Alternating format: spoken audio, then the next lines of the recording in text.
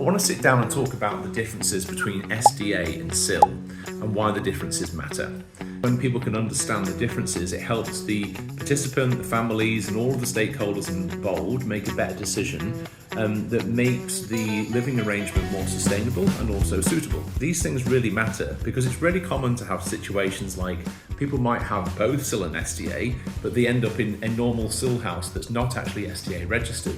And I've seen things go wrong where people can unfortunately have a fall or have an accident because it actually wasn't an SDA built house. So it's really crucial for people's well-being and safety and ongoing wellness to know the differences between the two funding models. Let's start with SDA. So SDA fundamentally means Specialist Disability Accommodation. It relates to the physical home that the participant lives in, and it's a budget that the NDIS provides to the participant to contribute towards the SDA, basically a state agent. That's the way to think about it. SDA houses are designed specifically for people with what's called extreme functional impairment or very high support needs. What that means in practice is typically wider doorways, accessible bathrooms. There could be reinforced walls if it's a robust property. So for example, with a high physical support SDA property, you're typically having the motorized doors so that you can press a button or tap a fob and the door opens for someone that's in a wheelchair.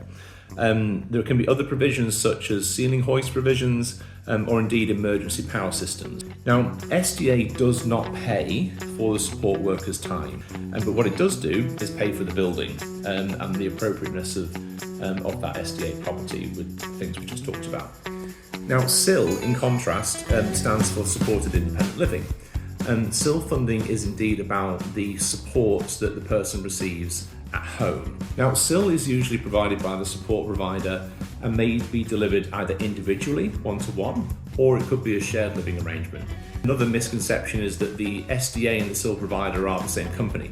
Now, that's not, and in my opinion, shouldn't be the case. It can be, but they very much can be different companies. So at Steadway, we don't do SDA as a company. We have SDA partners. So what that means is we collaborate basically with property owners and management companies that are the SDA provider, and we do the core supports and the SIL services. We think that that's good to have that separation because if for any reason someone wants to change SIL provider, etc., then that's their right to do so without having to move out of their home. So you've got to think holistically.